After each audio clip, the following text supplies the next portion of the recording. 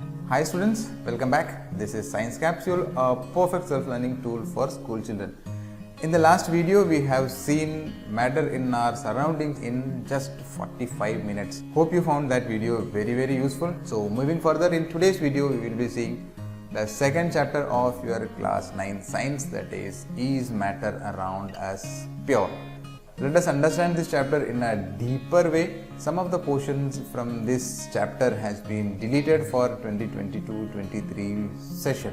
So let us begin this chapter. Before that, if you are new to this channel, please subscribe to this channel so that you will get notified on every upload. So let's begin.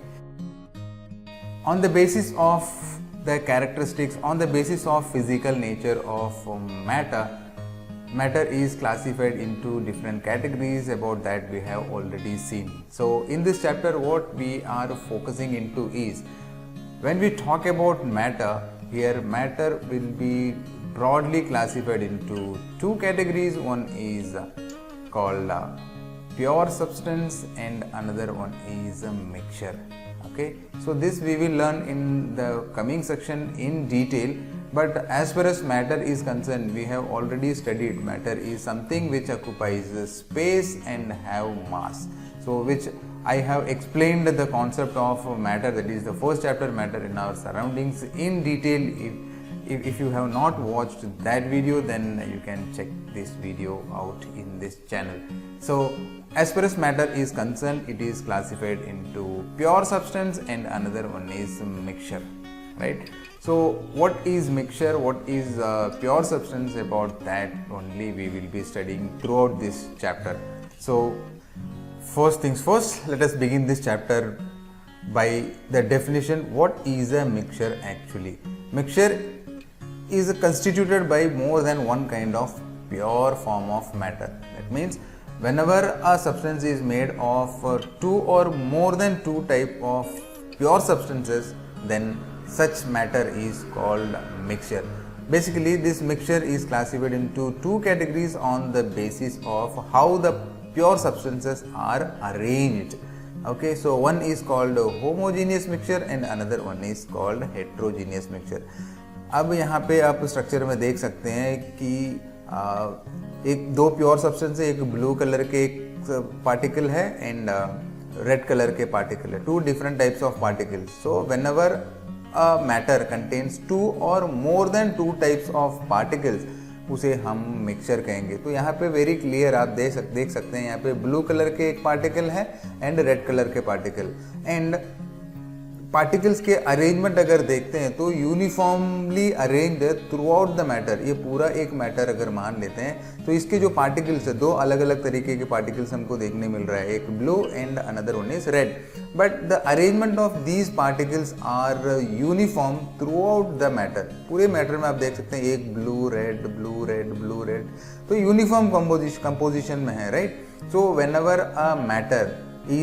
whenever a mixture in which the particles are arranged in a uniform pattern or uniformly arranged particles throughout the matter, throughout the mixture, is known as a homogeneous mixture. ठीक है, तो इसके homogeneous mixture के example होगा sugar solution हो गया. ठीक है, sugar solution is a homogeneous mixture, salt solution हो गया. ठीक है, तो ये सारे जो है some of the examples of homogeneous mixture. Whereas heterogeneous mixture ये भी एक तरह के मिक्सचर है, बट इसमें भी देख सकते हैं दो डिफरेंट टाइप्स ऑफ पार्टिकल्स है. यानी एक मिक्सचर बनने के लिए minimum two different types of particles का होना बहुत ज़रूरी है. तो यहाँ पे एक देख सकते ब्लू है एंड रेड है, like what we have seen here. तो यहाँ पे ब्लू रेड है, बट इसके जो पार्टिकल्स है, हेट्रोजीनियस मिक्सचर के पार्टिकल्स आप इस डायग्राम से आप देख सकते हो कि blue blue blue then red, यानी यहाँ पे यूनिफॉर्म पैटर्न यहाँ पे थ्रू आउट द मिक्सचर हमको नहीं दिख रहा है. So such a mixture in which the particles are not uniformly arranged throughout the mixture, such type of mixture is known as heterogeneous mixture. ठीक है, तो इससे आपको समझ में आ गया what is homogeneous and what is heterogeneous mixture. तो exam में जो है होमोजीनियस एंड हेट्रोजीनियस का डिफरेंस पूछा जा सकता है, एंड या तो आपको बहुत सारे मिक्सचर्स दिया रहेगा and you have to identify whether the mixture is homogeneous और heterogeneous.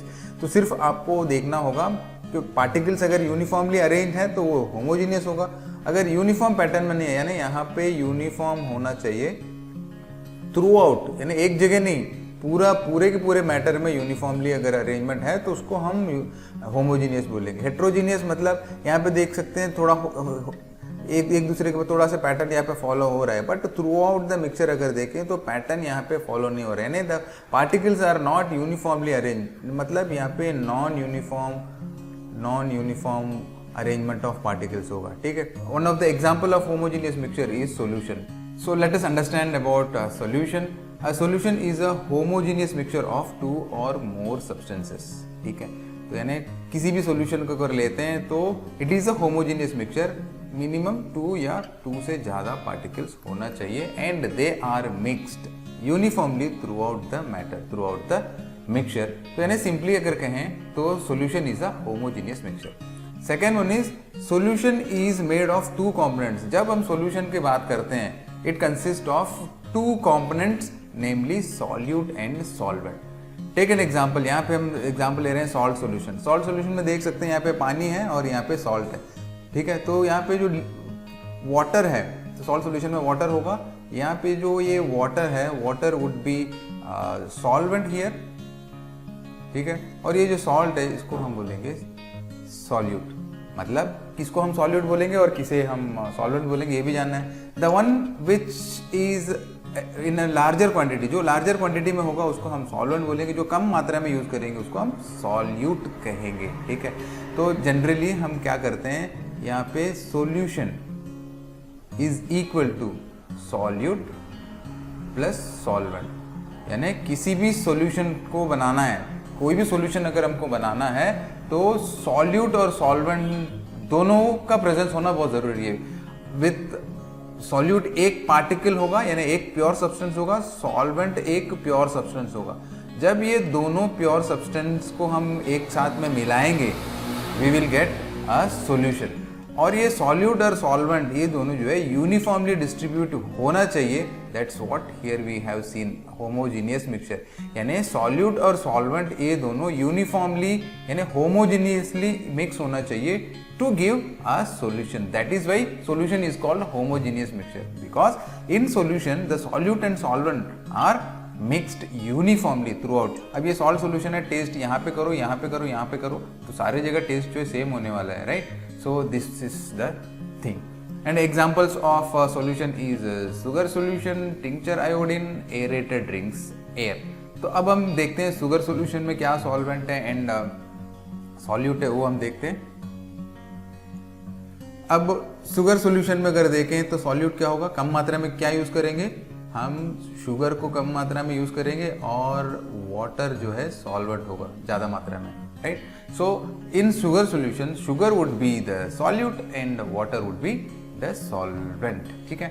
Tincture iodine, tincture iodine के मतलब यहाँ पे क्या होता है ना, अल्कोहल, अल्कोहल में हम आयोडीन को ऐड जब करेंगे तो टिंक्चर आयोडीन बनेगा। यानी जब कट इंजरी जब होता है तो हॉस्पिटल जब जाते हैं तो एक ब्लू कलर के लिक्विड अप्लाई करते हैं, right. So that is tincture iodine. इस टिंक्चर आयोडीन कैसे बनता है, अल्कोहल में आयोडीन को डिसॉल्व करते हैं, यानी ज़्यादा अमाउंट में अल्कोहल को ले लेते हैं और उसमें आयोडीन क्रिस्टल्स को डालते हैं, solid which is solid. So iodine in tincture iodine, iodine would be the solute, yes और नो। अल्कोहल ज़्यादा मात्रा में लेते हैं, alcohol would be the solvent, ये आपको जानना जरूरी है। Then aerated drinks, aerated drinks मतलब जो सोडा वाटर है, जो आप पेप्सी कोका कोला ये सब देखते हैं, है ना। तो ये पेप्सी कोका कोला ये जो एरेटेड ड्रिंक्स है, इसमें क्या होगा, जो जूस तो रहता ही है, तो हम यहाँ इसको हम जूस ले लेते हैं, जो भी पानी है, पानी के साथ में जो भी फ्लेवर डाला हुआ जो लिक्विड है, सो दैट लिक्विड उसमें क्या होता है, कार्बन डाइऑक्साइड को पास कर देते हैं to make it aerated drinks. जो हम ओपन करते जब में फिज साउंड आता है तो that is carbon dioxide is coming out. तो कार्बन डाइऑक्साइड और जूस को नॉर्मली जो वाटर में अगर मिक्स करते तो उसको हम एरेटेड ड्रिंक्स बोलेंगे। तो एरेटेड ड्रिंक्स में सॉल्वेंट क्या होगा, जूस, यानी the liquid part would be the solvent and carbon dioxide कम मात्रा में हम डालते हैं, this would be here the solute. तो solute exist in gaseous state, यहाँ पे सॉल्वेंट जो है लिक्विड स्टेट में। तो कभी solute solvent solid liquid gas in any state it can exist. अब अगर यहाँ देखें एयर है ना, एयर में सॉल्यूट सॉल्वेंट क्या होगा, air is a mixture of several gases. अगर ज़्यादा क्वांटिटी में अगर देखें तो 78% जो है नाइट्रोजन होता है, राइट, और 21% जो है ऑक्सीजन होता है, राइट। तो यहाँ पे ज़्यादा मात्रा में कौन सा है, ये यहाँ पे 78% नाइट्रोजन है। So nitrogen would be the solvent in air और oxygen would be the solute. समझ आया कैसे करना है। तो यहाँ पे both solvent and solute are gases, whereas यहाँ पे एरेटेड ड्रिंक्स में देखें तो solvent is liquid and solute is gas. In tincture iodine solvent is liquid, solute is a solid. In sugar solution solvent is in a liquid state whereas solute is in solid state। ठीक है, तो इस तरह के इसको हम समझेंगे। Got it? Now let us understand the properties of a solution। तो ये जानना बहुत ज़रूरी है। तो first property it is very simple, comparison में आता है। When we go in the next section वहाँ पे हम कंपैरिजन करेंगे। यहाँ पे तो ये होमोजीनियस मिक्सचर देख रहे हैं, राइट। तो इसके बाद हेट्रोजीनियस मिक्सचर आएगा। हेट्रोजीनियस मिक्सचर में एक उसकी क्लासिफिकेशन हम आगे देखते हैं। तो कंपैरिजन करने के लिए ये प्रॉपर्टीज़ के बेस पर हमको कंपेयर करना पड़ेगा। तो first thing is properties of first property of solution would be it is a homogeneous mixture which we have already seen, है ना। चलो, second one is the size of the particle is less than 1 nanometre. यानी जो particles है, ये जो particle का जो साइज होगा हेट्रोजीनियस होमोजीनियस है ना, तो इन्हें सॉल्यूशन के अगर पार्टिकल्स के साइज अगर देखें सॉल्यूशन के पार्टिकल के साइज देखेंगे तो उसके साइज क्या होगा, लेस देन 1 नैनोमीटर। 1 नैनोमीटर मतलब 1 nanometre is equal to 10⁻⁻�9 metre. ठीक है, तो ये वाले कन्वर्जन भी याद रख लेना। तो यानी बहुत ही छोटा which we can not see with our naked eye. तो 10⁻⁹ मीटर मतलब क्या होगा 0.000000090 1 2 3 4 5 6 7 8 है ना। तो 8 9 यहाँ पे 1 मीटर इतना होगा। तो यानी बहुत ही छोटा which we can not imagine the size of the particles actually. ठीक है, तो this is the particle size. Third one is it does not show Tyndall effect. Tyndall effect का मतलब ये है, अगर इसमें टॉर्च लाइट को अगर हम फोकस करेंगे ना तो पाथ विल बी विजिबल, उसको अगर बोलते हैं टिंडाल इफेक्ट। ठीक है, लेकिन सॉल्यूशन में जब लाइट को पास करते हैं तो it does not show path of light. यहाँ पे जब यहाँ से लाइट तो आर पार हो जाएगा, यहाँ पे it will B light will come out but path will not be visible through the solution. Why? Because ये स्कैटरिंग ऑफ लाइट होता है जिसके कारण पाथ विजिबल होगा, बट यहाँ पे पाथ इसलिए विजिबल नहीं होता है because the solute particles are uniformly distributed and the size of the solute particles are so small that it cannot scatter light। जब लाइट स्कैटर नहीं होगा तो पाथ जो है विजिबल नहीं होगा। पाथ नहीं विजिबल होगा तो यहाँ पे टिंडाल इफेक्ट जो है नहीं ऑब्जर्व होगा। So solution does not show Tyndall effect. ठीक है, तो ये वाली थर्ड प्रॉपर्टी है, बहुत इंपॉर्टेंट प्रॉपर्टी है। On the basis of this Tyndall effect we can differentiate solution from other mixtures. ठीक है, solution is stable. Solution is stable के मतलब है यहाँ पे सॉल्ट को डाल दिया, गोल कर रख दिया। अगर even if we keep this salt solution for some days the salt particles will not get settle down. यहाँ पे सेटल डाउन नहीं होगा तो थ्रू आउट द जो लिक्विड के जो पार्टिकल्स है इसके अंदर मिला हुआ रहेगा, it never gets settle down, इसलिए इसको हम बोलेंगे स्टेबल। ठीक है, so this is all about the solution and their properties. जब हम सॉल्यूशन पढ़ते हैं तो one of the important topic जिसको समझना जरूरी है that is concentration of a solution. Concentration is simply defined as the amount of solute dissolve या प्रेजेंट बोल सकते हैं, डिजॉल्व इन सॉल्यूशन। ठीक है, सो एक सॉल्यूशन में कितने सॉल्यूट प्रेजेंट है तो उसके बेस पर हम कॉन्सेंट्रेशन को हम मेजर करते हैं। So based on the amount of solute particles present in a solution, concentration of a solution can be dilute और concentrated। डाइल्यूट मतलब the amount of solute particle जो है बहुत लेसर अमाउंट में होगा। यहाँ पे देख सकते हैं लेसर अमाउंट में अगर सॉल्यूट पार्टिकल है in a solvent then it is called dilute. अगर एक सॉल्वेंट में ज़्यादा से ज़्यादा सॉल्यूट पार्टिकल्स को हम ऐड करेंगे then it will be concentrated. ठीक है, तो फॉर एग्जाम्पल यहाँ पे हम देख सकते हैं एक ही इंक डाला हुआ है, तो यहाँ पे फेडेड है एंड यहाँ पे डार्क है। दैट मीन्स यहाँ पे इंक डाले हैं, यहाँ पे लार्जर यानी ज़्यादा क्वांटिटी में हम इंक डालें तो ये डार्क शेड आता है, कम क्वांटिटी में डालते हैं तो यहाँ पे लाइट शेड आता है। तो धीरे धीरे जब ज़्यादा से ज़्यादा अगर हम सॉल्यूट पार्टिकल्स ऐड करते जाएंगे तो यहाँ से थोड़ा सा इंक्रीज हुआ and here again got increase, यहाँ पे और इंक्रीज हुआ, यहाँ पे और इंक्रीज हुआ। यानी concentration of a solution gets increased by increasing by adding the solute particles. जैसे जैसे हम सॉल्यूट पार्टिकल्स ऐड करते जाएंगे वैसे वैसे सॉल्यूशन के कॉन्सेंट्रेशन जो है वो बढ़ता जाएगा। ठीक है, so the concentration can be found out. Solution कोई भी सॉल्यूशन के कॉन्सेंट्रेशन हम दो तरीके से हम फाइंड आउट कर सकते हैं। One is mass by mass concentration and mass by volume concentration. तो पहला है मास बाय मास कॉन्सेंट्रेशन। इस mass by mass concentration is equal to mass of solute divided by mass of solution multiplied by 100। ध्यान दें, mass of solute divided by mass of solution multiplied by 100। दोनों अगर ये mass by mass concentration कब हम find out करेंगे, जब solute and solvent दोनों अगर ग्राम्स में है। ठीक है, solvent and solute both are in grams then mass by mass concentration हम यूज करेंगे। ठीक है, और नेक्स्ट होता है मास बाय वॉल्यूम कॉन्सेंट्रेशन। इसके जो मास by volume concentration find out करने का फॉर्मूला है, तो यहाँ पे मास है, मास मतलब पहला जो क्वांटिटी है ये दिस इज फॉर सॉल्यूट। ठीक है, तो पहला क्वांटिटी सॉल्यूट का है, सेकंड जो है सॉल्वेंट का होगा। ठीक है, first one is solute, second one is solvent. अब हम देखते हैं मास यानी ये सॉल्यूट है, सॉल्यूट अगर ग्राम में है, सॉल्वेंट अगर लिक्विड में है यानी वॉल्यूम में अगर दिया हुआ है, ठीक है, तो मिलीलीटर लीटर में अगर दिया हुआ है then mass by volume concentration हमको फाइंड आउट करना पड़ेगा in order to know the concentration of a solution.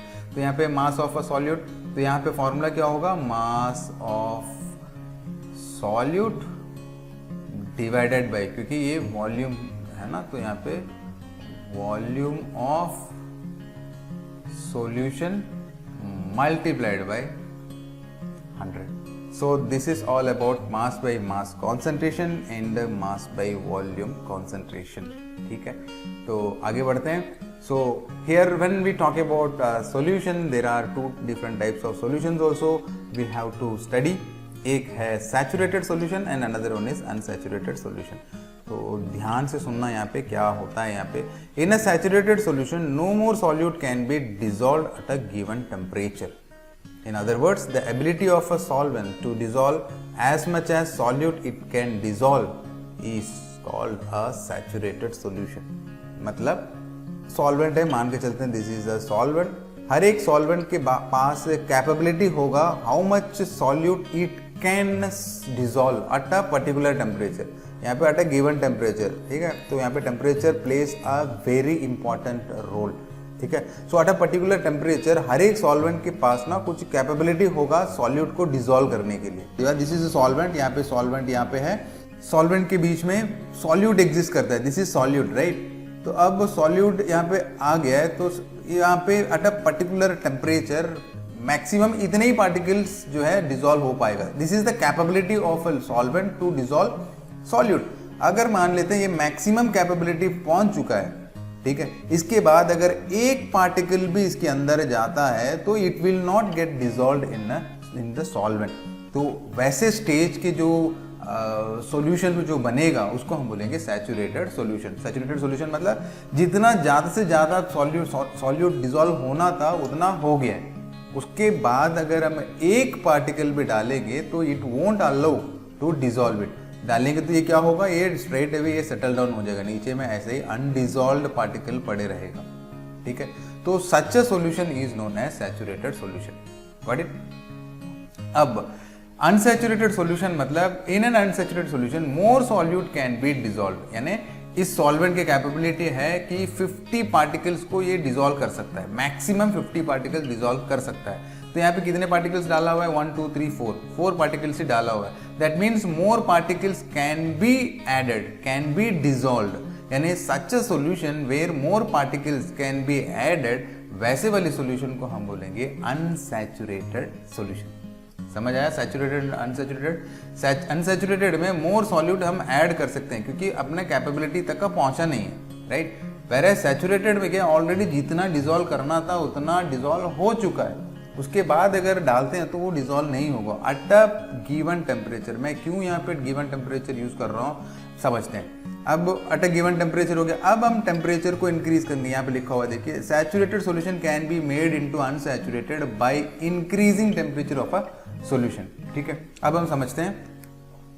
यहाँ पे मैक्सिमम सॉल्व हो गया है, डिसॉल्व हो गया है। अब यहाँ से हम हीट करें तो क्या होगा, जब यहाँ से हीट करते हैं ना, तो हीट करते समय क्या होगा, द लिक्विड, तो लिक्विड में ऐसे पार्टिकल्स, इतने दूर दूर पार्टिकल्स होगा, राइट। तो this is what we have learned in matter in our surrounding. जब arrangement of particles in liquid में ऐसे होता है, जब हम इसको हीट करेंगे, when we increase the temperature its kinetic energy will increase, which we have already studied. अगर इसके बारे में जानकारी लेना है तो पहले, इससे पहले मेरे जो अपलोड है matter in our surroundings in just 45 minutes वाले जो वीडियो है, उसको देखने पर आपको मालूम चल जाएगा हीट करने पर लिक्विड के पार्टिकल्स सॉलिड के पार्टिकल्स में क्या असर पड़ता है। ठीक है, तो जैसे ही हम इसको हीट करेंगे तो लिक्विड के जो पार्टिकल्स है इट विल गेन एनर्जी, है ना। तो जब एनर्जी, हीट एनर्जी को गेन करेगा तो इसके काइनेटिक एनर्जी बढ़ेगा। So when kinetic energy is increased, ये पार्टिकल जो है दूर दूर होने लग जाएगा, राइट। तो दूर दूर यानी रैंडमली ये मूव करेगा मतलब more space will be created. If more space is created, यहाँ पे तो स्पेस नहीं है, जितने भी स्पेस अवेलेबल था उसमें सॉलिड पार्टिकल्स ऑलरेडी एंट्री हो चुका है, जिसके कारण ये सैचुरेटेड बन चुका है। एंड उसके बाद एट अ पर्टिकुलर टेम्परेचर, क्योंकि काइनेटिक एनर्जी सबका सेम ही रहता है, एंड जैसे ही हम टेम्परेचर को बढ़ाते हैं तो काइनेटिक एनर्जी इंक्रीज होगा, the particles will move and more space will be created. तो ज़्यादा स्पेस क्रिएट हो जाएगा। स्पेस क्रिएट होने का मतलब क्या है, मोर पार्टिकल्स कैन बी एडेड। तो मोर स्पेस, यहाँ पे ज़्यादा स्पेस है जिसकी वजह से ये अनसैचुरेटेड है and more solute can be added, right. तो यहाँ पे हीट करने पर काइनेटिक एनर्जी इंक्रीज होगा and more space would be created. ज़्यादा स्पेस क्रिएट होना मतलब अनसैचुरेटेड होना, यानी more solute particles it can accommodate, it can dissolve. तो इसलिए मैं बोल रहा हूँ यहाँ पे given temperature, at a particular temperature, अगर उतना ही यानी मैक्सिमम अमाउंट ऑफ सॉल्यूट जो डिसॉल्व करने की जो कैपेबिलिटी अगर पहुंच जाता है तो वैसे वाले सॉल्यूशन को हम बोलेंगे saturated solution and another one is unsaturated solution. Got it? चलिए, ओके, तो हम आगे बढ़ते हैं। So on the basis of concentration let's do 2 numerical problems. बहुत इजी वाला है, हम देखते हैं किसी सॉल्व करना है। तो ये पहला क्वेश्चन है ये, to make a saturated solution. Just अभी हम देखें, है ना, एक सैचुरेटेड सॉल्यूशन बनाने के लिए 36 ग्राम ऑफ सोडियम क्लोराइड का जरूरत है to dissolve in 100 gram of water. यानी यहाँ पे हम ग्लास ले लिए, यहाँ पे 100 ग्राम सॉल्वेंट है, वाटर 100 ग्राम सॉल्वेंट है। इस 100 ग्राम सॉल्वेंट जो है सैचुरेटेड होने के लिए 36 ग्राम ऑफ सोडियम क्लोराइड को डालना पड़ेगा। ठीक है, 36 ग्राम एट गिवन टेम्परेचर है। तो गिवन टेम्परेचर यहाँ पे क्या है, 293 केल्विन। तो इसके कन्वर्जन भी डिग्री सेल्सियस में कर सकते हैं। तो कैसे केल्विन से डिग्री सेल्सियस में करना है, इसके लिए भी वीडियो है, मैंने पिछले जो वीडियो है उसमें डिटेल बताया केल्विन स्केल से सेल्सियस स्केल में कैसे चेंज करना है। तो आप उस वीडियो को चेक कर सकते हैं, तो डिस्क्रिप्शन बॉक्स में भी मैं दे दूंगा, वहाँ से आप चेक कर सकते हो। So find its concentration at this temperature, यानी इस पर्टिकुलर 293 केल्विन में कॉन्सेंट्रेशन हमको फाइंड आउट करना है। तो यहाँ पे देखो सॉल्यूट क्या है, यहाँ पे सॉल्यूट जो है सोडियम क्लोराइड है। सोडियम क्लोराइड मतलब शुगर, हम कॉमन सॉल्ट जो घर में यूज करते हैं वो वाले। तो सॉल्यूट है, तो हम यहाँ पे क्या है, मास ऑफ सॉल्यूट मिल गया हमको, हम यहाँ पे लिखेंगे mass of solute. Mass of solute कितना है, 36 gram. Then dissolve in 100 gram of water. 100 gram of water मतलब सॉल्वेंट है, तो मास ऑफ सॉल्वेंट मिल गया, क्योंकि मास जो है ग्राम में मतलब mass of solvent is equal to 100 gram. ठीक है, तो हमको क्या फॉर्मूला क्या है कॉन्सेंट्रेशन फाइंड आउट करने के लिए। अब देखो सॉल्यूट भी मास में है, सॉल्वेंट भी मास में है, तो कौन से फॉर्मूला यूज करेंगे, मास बाई मास। तो यहाँ पे हमको करना पड़ेगा concentration is equal to mass of solute divided by तो मास ऑफ सॉल्यूशन। तो यहाँ पे मास ऑफ सॉल्यूट तो 36 ग्राम है, मिल गया। मास ऑफ सॉल्यूशन यहाँ पे नहीं मिला है, यहाँ पे दिस इज सॉल्वेंट है ना, तो हमको सॉल्यूशन हमको फाइंड आउट करना है। तो हो पाएगा मास ऑफ सॉल्यूशन क्या है? Solution is solvent plus solute है ना। सॉल्यूशन में दो कंपोनेंट्स होते हैं, one is solute and another one is solvent है ना। ये दोनों को टोटल करेंगे तो we will get the mass of solution. तो mass of solution is equal to क्या होगा? Mass of solute plus mass of solvent. ठीक है, तो यहाँ पे मास ऑफ सॉल्यूट क्या है? 36 ग्राम है, plus mass of solvent is 100 ग्राम। तो क्या हो जाएगा? 136 ग्राम हो गया मास ऑफ सॉल्यूशन। तो अब substitute the values.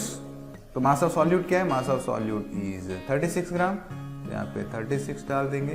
Then mass of solution क्या है? यहाँ पे 136 ग्राम, यहाँ पे 136 डाल देंगे, मल्टीप्लाइड बाई 100।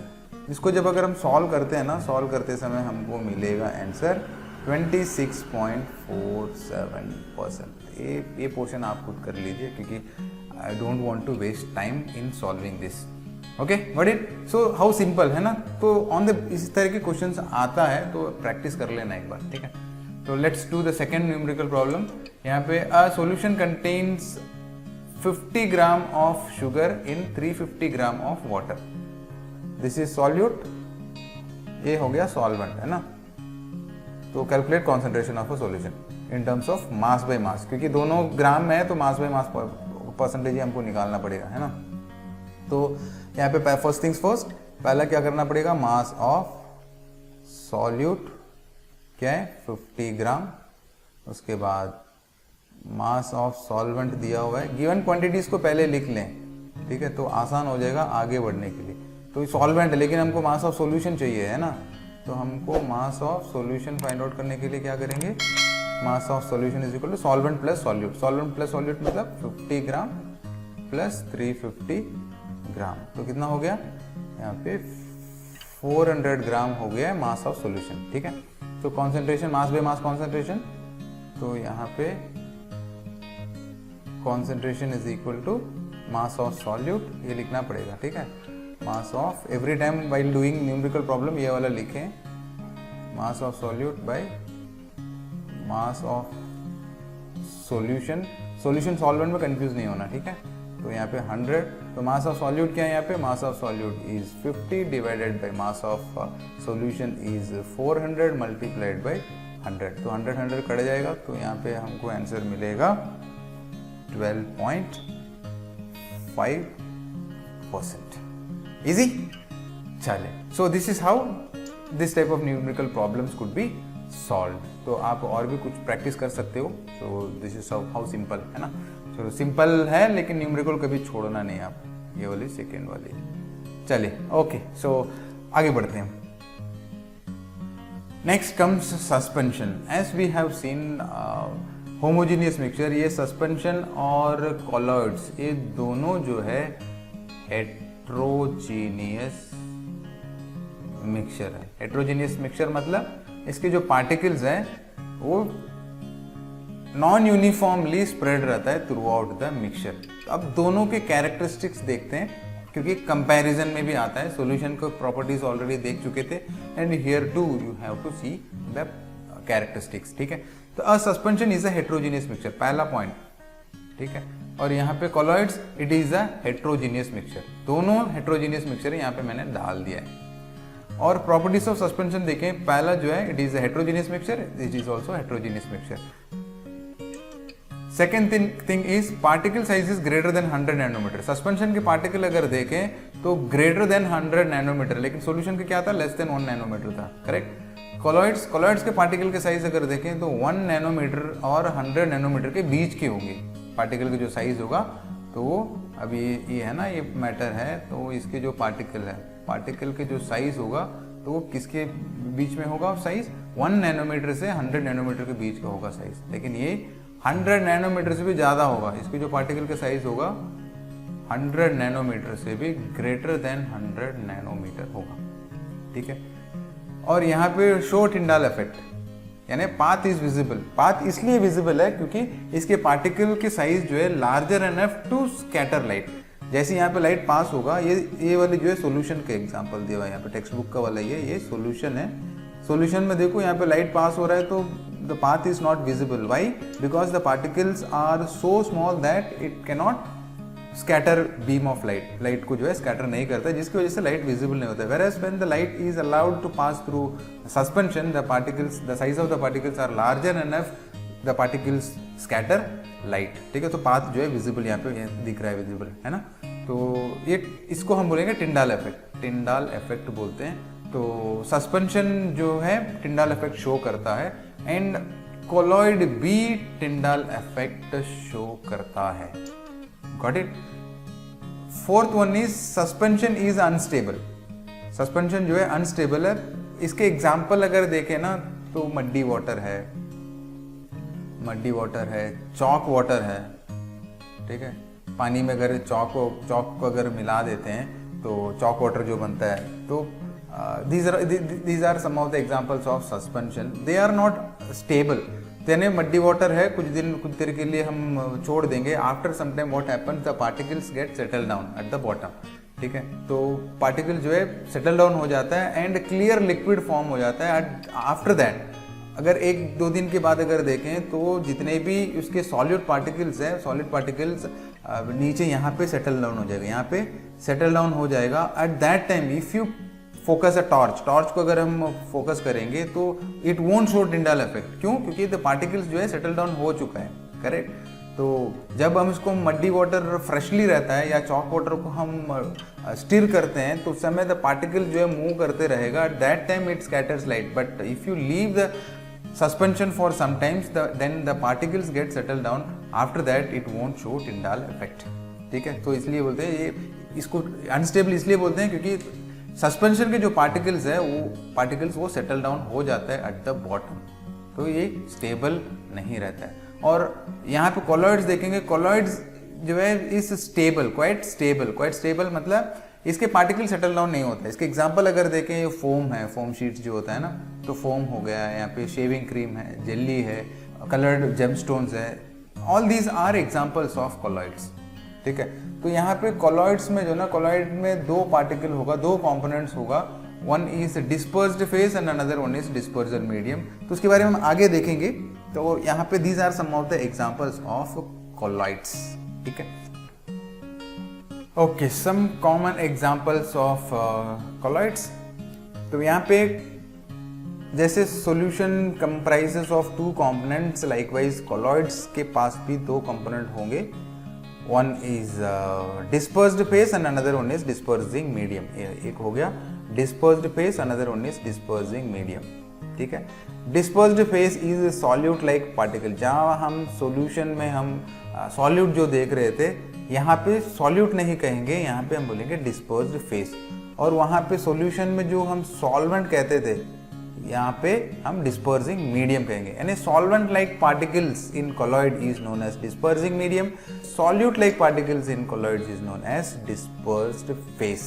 यानी जो कम क्वांटिटी में रहेगा उसको हम dispersed phase बोलेंगे, एंड जो ज़्यादा क्वांटिटी में रहेगा उसको dispersing medium कहेंगे, ठीक है। So on the basis of whether the dispersed phase exists in liquid, solid, gaseous state or dispersing medium exists solid, liquid and gaseous phase, the colloids are classified into different categories। तो इसके ऊपर question आता है, तो let us understand। तो यहाँ पे dispersed phase अगर liquid है, dispersing medium अगर गैस है, तो उस टाइप के जो colloids बनेगा उसको हम बोलेंगे aerosol। एग्जाम्पल्स है फॉग, क्लाउड, मिस्ट, ये सारे। सेकेंड, अगर सॉल्यूट लाइक है ना, डिस्पर्स्ड फेज सॉलिड है और डिस्पर्सिंग मीडियम गैस है, तो उसको भी हम एरोजोली बोलेंगे। बट द एग्जाम्पल्स, ये देखो स्मोक, ऑटोमोबाइल एग्जॉस्ट, ये सारे जो है इसके एग्जाम्पल हो जाते हैं, ठीक है। देन डिस्पर्स्ड फेज गैस है और डिस्पर्सिंग मीडियम लिक्विड है, तो उसको हम फोम बोलेंगे, यानी शेविंग क्रीम जो होता है ना, उसके एग्जाम्पल है। अगर डिस्पर्स्ड फेज लिक्विड है and dispersing medium both are liquid in liquid state, तो उसको हम बोलेंगे एमल्शन। ठीक है, तो एग्जाम्पल है milk is an example of emulsion, face cream जो भी यूज करते हैं is an example of emulsion, where both dispersed phase and dispersing medium are liquid state. ठीक है, तो अगर डिस्पर्स्ड फेस सॉलिड में है एंड डिस्पर्सिंग मीडियम लिक्विड में है तो we call it as soul.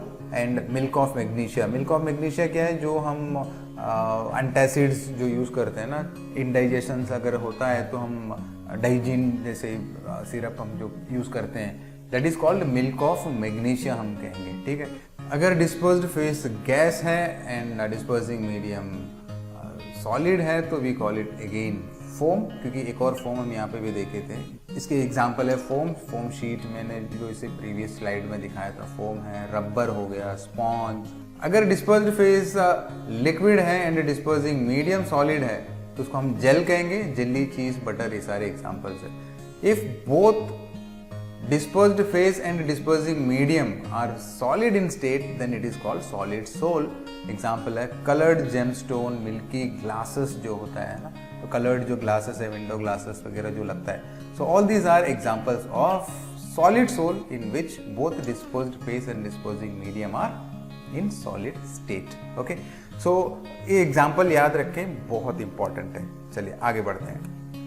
So next is physical and chemical changes, क्योंकि इंपॉर्टेंट है, because when you go to 10th standard the first chapter itself where you will be learning, there you have to learn about physical and chemical changes. So यहीं पे हम सीख लेते हैं what is a physical and chemical change. तो यहाँ पे difference में आता है, तो let us compare physical and chemical changes through, उसी से हम समझ भी लेते हैं what exactly the physical changes and chemical changes are.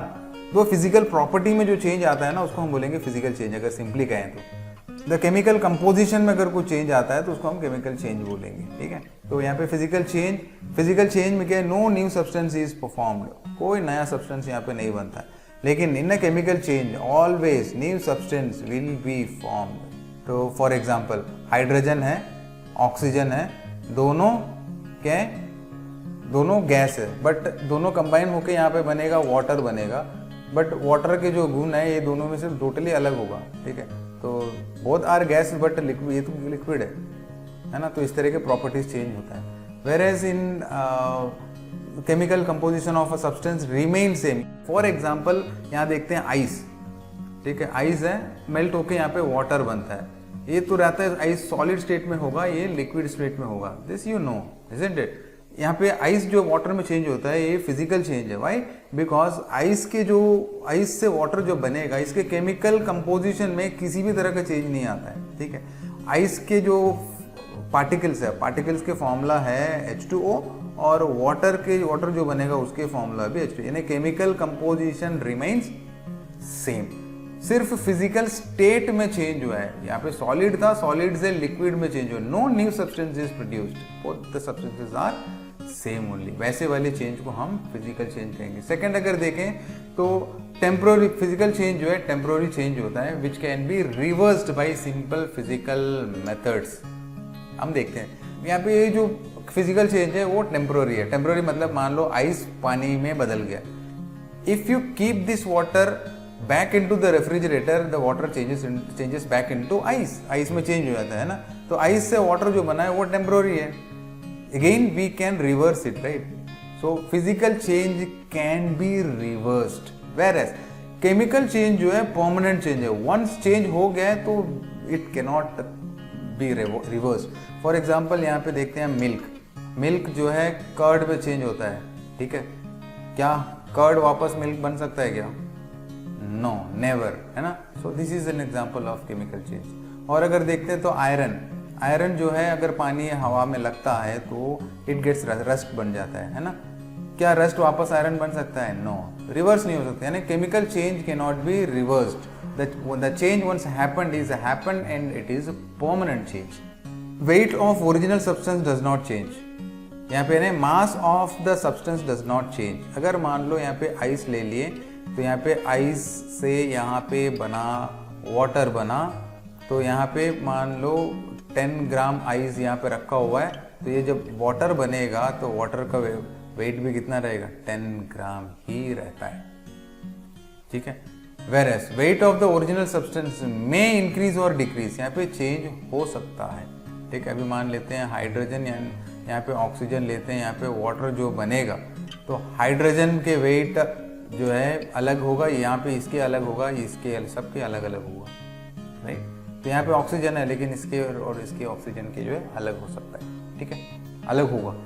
And energy like heat, light etcetera may और may not be absorb during, यानी ये जो चेंज होता है, आइस से वाटर बनता है, यानी फिजिकल चेंज जब होता है उस समय एनर्जी यानी हीट एनर्जी, लाइट एनर्जी, इस तरह के एनर्जी को, यानी सनलाइट के हो गया है एंड इलेक्ट्रिसिटी हो गया है, इस तरह के एनर्जी को कभी अब्जॉर्ब कर भी सकता है, नहीं भी कर सकता है, ठीक है। लेकिन यहाँ पे केमिकल चेंज होने के लिए इधर एनर्जी को अब्जॉर्ब करेगा या तो देगा, ठीक है।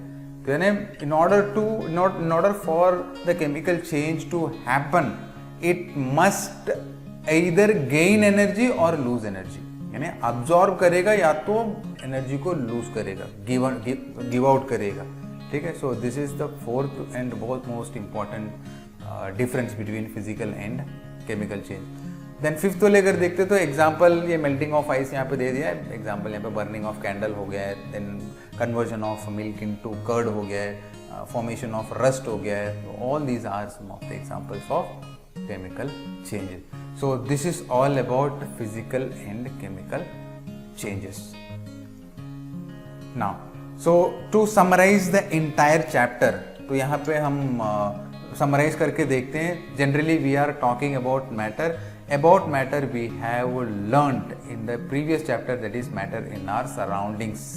So matter is something which occupies space and have mass, है ना। तो जिसके बारे में already detail video has been uploaded in this channel, तो आप उसको चेकआउट कर सकते हो। So otherwise you will find it in the i button and otherwise I will give in the description box also, ठीक है।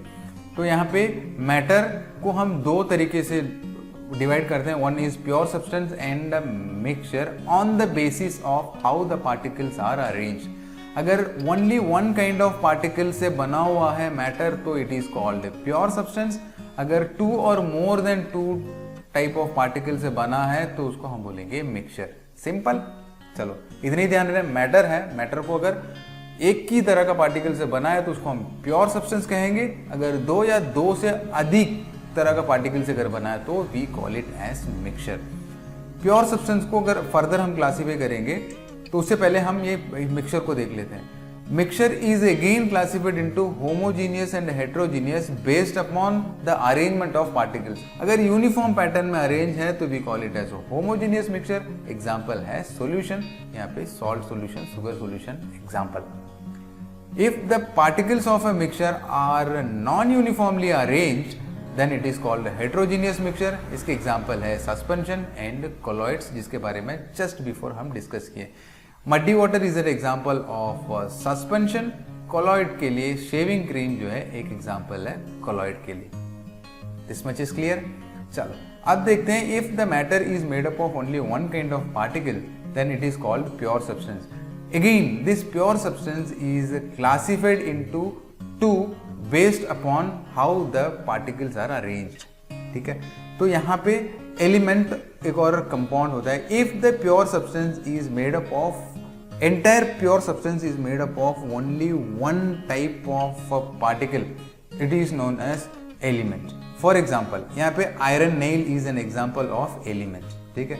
इसके जो पार्टिकल्स, हर एक पार्टिकल जो है Fe, आयरन के सिंबल है Fe से ही बना होगा, Fe से ही बना होगा। Entire iron is made up of small particles called, ये आयरन से बना होगा, ठीक है। And the compound is a type of pure substance in which two or more different elements combine in a fixed ratio. तो यहाँ पे compound कैसे बनेगा? Compound is formed by the combination of two or more different type of elements combined in a fixed ratio. इसके मतलब क्या हुआ? तो for example यहाँ पे हम लेते हैं वाटर अगर देखते हैं, वाटर के फॉर्मूला जो है H2 है। यहाँ पे टू एलिमेंट्स, यहाँ पे ऑक्सीजन एक एलिमेंट है, हाइड्रोजन यहाँ पे दो हाइड्रोजन अल्दो है लेकिन हाइड्रोजन एक एलिमेंट है. So two different elements are combined in a fixed ratio. Fixed ratio मतलब वाटर के फॉर्मूला H2 ही होगा. वो इंडिया में बने, ऑस्ट्रेलिया में बने, कनाडा में बने, इसके फॉर्मूला जो है H2O ही रहने वाला है. यानी इसके कंपोजिशन जो है always fixed. So compound is formed by two or more different elements combined in a fixed ratio. दो या दो से अधिक एलिमेंट जब एक फिक्स्ड रेशियो में कंबाइन होगा तो क्या बनेगा, यहाँ पे कंपाउंड बनेगा. एंड ये जो कंपाउंड है, कंपाउंड के जो पार्टिकल्स है यानी थ्रू आउट जो है सेम ही होने वाला है. अब एग्जांपल हम देखते हैं. यहाँ पे common salt is another example. ठीक है, कॉमन सॉल्ट अगर देखें तो इसकी जो पार्टिकल्स है ये यहाँ पे ये सारे पार्टिकल्स हैं, ऐसे मान लेते हैं. इसके अंदर में ये पूरा पार्टिकल्स है. हर एक पार्टिकल्स अगर देखें is made up of two और more elements combined in a fixed ratio. Common salt अगर देखते हैं तो उसके फॉर्मूला है NaCl. सोडियम एक एलिमेंट है, क्लोरीन एक एलिमेंट है. These two elements are combined in a fixed ratio और इसके अंदर में एग्जिस्ट करता है. एंड इस तरह के यूनिट जो है यहाँ पे भर के रहता है. अब वाटर अगर ले लें, यहाँ पे वाटर ले लिए तो वाटर के यहाँ पार्टिकल है. ठीक है, तो इन सारे throughout the compound same unit repeat करेगा, लेकिन ये each unit is made up of two और more different elements combined in a fixed ratio. ये पानी है तो इसके अंदर क्या होगा, H2O. यहाँ पे H2O इस तरह के पार्टिकल्स होगा. ठीक है, तो all the particles are of H2O only, not other particles will present in the compound. Then the smallest unit of an element is known as atom. यानी ये जो इसमें जो पार्टिकल्स होगा, जो सिंगल जो यूनिट है, तो iron is made up of millions and millions of smaller unit, small particles. The smallest particle of an element is known as atom. ठीक है, and the smallest particle of a compound is known as molecule. अब यहाँ पे water है, water यहाँ पे इस तरह के यूनिट, रिपीटिंग यूनिट से बना हुआ रहता है ना. तो ईच यूनिट, ईच जो इंडिविजुअल यूनिट है इसको हम बोलेंगे मॉलिक्यूल. अब ये मॉलिक्यूल को हम केमिकल मेथड से तोड़ के एलिमेंट अलग अलग निकाल सकते हैं, लेकिन इसके एलिमेंट को तोड़ के हम अलग कुछ नहीं बना सकते. That's where the pure substance element and compound के डिफरेंस है. कंपाउंड की जो यूनिट है, यूनिट को तोड़ के उसमें से एलिमेंट बाहर निकाल सकते हैं, but here in case of atom, ये जो एटम को तोड़ के हम अलग अलग हम करके निकाल नहीं सकते.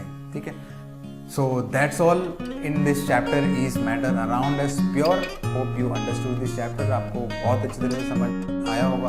Still if you have any doubt, अगर कुछ डाउट होता है तो you can ask in the comment section. तो मैं अगले वीडियो या फ्यूचर वीडियो जो भी बनेगा उसमें मैं क्लैरिफाई कर दूंगा. So that's all in this chapter. See you in the next.